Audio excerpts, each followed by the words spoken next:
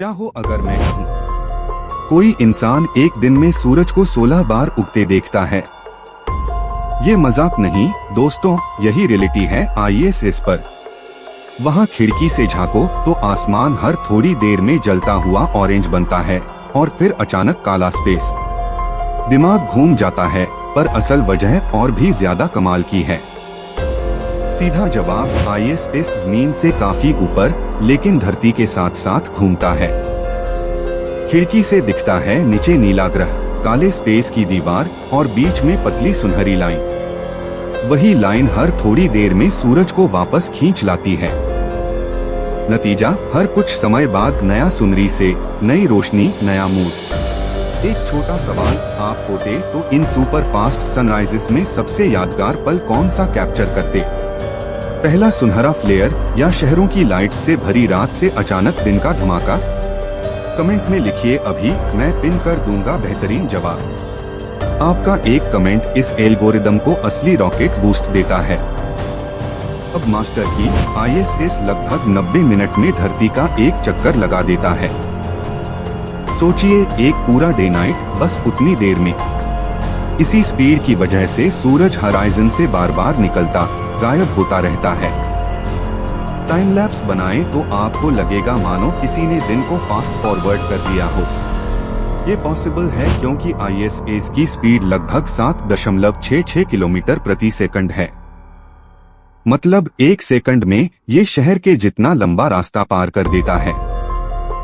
इतनी रफ्तार पर सूर्य की रोशनी की लकीर खिड़की से भागती हुई दिखती है और आपका ब्रेन हर थोड़ी देर में नया सुनहरी से रजिस्टर करता जाता है। चाय भी खेल बदल देती है। आईएसएस धरती से लगभग 420 किलोमीटर ऊपर चलता है। यहाँ हवा बहुत कम, घर्षण बहुत कम, इसलिए ये लगातार तेजी से दौड़ता रहता है। इतना ऊपर से हराइजन चौड़ा दिखता है तो सूरज की पहली किरण भी जल्दी पकड़ में आती है और सनसेट भी उतना ही फुर्तीला। अब असल मैजिक समझिए, धरती अपनी धुरी पर घूमती है और आईएसएस अपनी कक्षा में। दोनों की यह डबल मूवमेंट ऐसी जुगलबंदी बनाती है कि रोशनी की लाइन बार बार आईएसएस को काटती रहती है। जैसे ही स्पेस स्टेशन उस लाइन को पार करता है, एक नया सूर्योदय आपकी आंखों के सामने खुल जाता है। दिन और रात यहाँ छोटे छोटे पैकेट्स में टूट जाते हैं। एक तरफ खिड़की से नीला ग्रह दमकता है और कुछ देर बाद वही फ्रेम स्याह स्पेस से भर जाता है। आपका दिमाग, आपकी बॉडी क्लॉक बार बार रीसेट मांगती है, इसलिए एस्ट्रोनॉट्स को रूटीन और लाइट मैनेजमेंट पर एक्स्ट्रा फोकस रखना पड़ता है। औसतन एक हिस्से का दिन करीब 45 मिनट टिकता है। सोचिए, खिड़की में सुनहरी रोशनी, फिर धीरे धीरे गहराता नीला और बस रात। यही रफ्तार आपको 24 घंटे में कई सूर्योदय दिखा देती है। टाइम लैप्स फुटेज में ये इतना शानदार लगता है कि आंखें स्क्रीन से रुके बिना रह नहीं पाती। इसी मैच से एक दिन में कुल मिलाकर 16 सूर्योदय गिने जाते हैं। हर नया चक्कर एक नया गोल्डन फ्लेयर और कपोला की कांच पर नाचती रोशनी।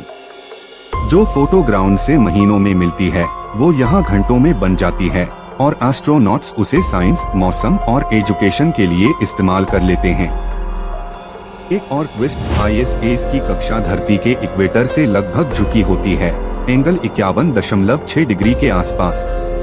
इसलिए ये अलग अलग हिस्सों के ऊपर से गुजरता है और सूरज की लाइन हर चक्कर में थोड़ी अलग दिखती है। इससे दृश्य नया लगता है और शॉट्स हर बार ताज़ा बनते हैं। जमीन पर हमारा दिन 24 घंटे का फिक्स्ड लगता है, पर स्पेस में एहसास अलग हो जाता है। आईएसएस के क्रू के लिए दिन रात असल में शेड्यूल और रोशनी से तय होता है, न कि बाहर की घड़ी से। इसलिए उन्हें अपने काम, नींद और एक्सरसाइज का कैलेंडर बहुत अनुशासन से पकड़ना पड़ता है। टाइम कीपिंग के लिए क्रू यूटीसी टाइम फॉलो करता है ताकि कंट्रोल रूम और स्पेस स्टेशन सिंक में रहें। इससे सुनहरी से की धुन पर नहीं, बल्कि मिशन की जरूरत पर दिन बनता है। यही सिस्टम साइंस एक्सपेरिमेंट्स, स्पेसवॉक और कम्युनिकेशन को स्मूथ रखता है, वरना बार बार की रोशनी दिमाग भटका देती। सबसे खूबसूरत व्यू मिलता है कपोला मॉड्यूल से, जहां 7 बड़ी खिड़कियां हैं। एस्ट्रोनॉट्स वहीं टिककर सुनरीसे का पहला ग्लेयर पकड़ते हैं और कैमरों से स्टनिंग शॉट्स लेते हैं। शीशों पर प्रोटेक्टिव कोटिंग है ताकि तेज रोशनी और माइक्रोडिब्रिस से कांच सुरक्षित रहे और विजुअल क्रिस्टल क्लियर। ये पूरी लैब एक इंटरनेशनल प्रोजेक्ट है। नासा और पार्टनर्स ने असेंबली 1998 में स्टार्ट की थी। तब से लेकर आज तक ISS हमें धरती और स्पेस के बारे में रियल टाइम लेसन देता रहा है। सुनरीसे काउंट सिर्फ खूबसूरती नहीं, ये डेटा मौसम, बादलों और पार्टिकल्स की स्टडी में भी काम आता है। साइज की बात करें, ISS लगभग एक बड़े फुटबॉल मैदान जितना फैला ढांचा है। इतनी जगह में लैब, सोलर पैनल्स और रहने की यूनिट्स हैं, जहां से सुनरीसे के अलग अलग एंगल मिलते हैं। बड़े पैनल्स पर गिरती पहली किरण सच में कैमरे को सोना दे देती है और डेटा टीम के लिए साफ सिग्नल। बार बार की रोशनी बॉडी क्लॉक के साथ खेल करती है, इसलिए क्रू को स्मार्ट लाइट्स, आई शेड्स और फिक्स्ड रूटीन का सहारा लेना पड़ता है। सही टाइम पर ब्राइट व्हाइट लाइट्स और सही टाइम पर डिम लाइट, ये सर्कैडियन रिदम को ट्रैक पर रखता है, वरना नींद और फोकस दोनों बिगड़ सकते थे। कभी कभी सबसे जादुई फ्रेम दिखता है जब ऑरोरा हरेलाल शेड्स में नाचती है और उसी वक्त सूरज की पतली धार हराइजन पर चमकती है। ये कॉम्बो कैमरों के लिए स्वर्ग जैसा है, पर रिकॉर्ड करना मुश्किल, टाइमिंग परफेक्ट चाहिए। ऐसे मोमेंट्स ही स्पेस फुटेज को अनोखा और पूरी तरह ओरिजिनल बनाते हैं। डेली रूटीन में एक्सरसाइज बहुत जरूरी है। क्रू रोज लगभग 2 घंटे वर्कआउट करते हैं, वरना मसल्स और हड्डियां कमजोर पड़ जाती।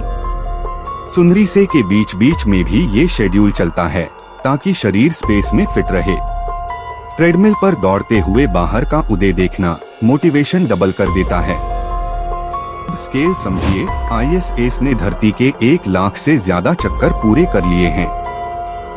इतने ऑर्बिट्स का मतलब है लाखों सुनरीसे सनसेट ट्रांजिशन रिकॉर्ड हुए हैं, जो मौसम और क्लाइमेट रिसर्च के लिए सोना साबित होते हैं।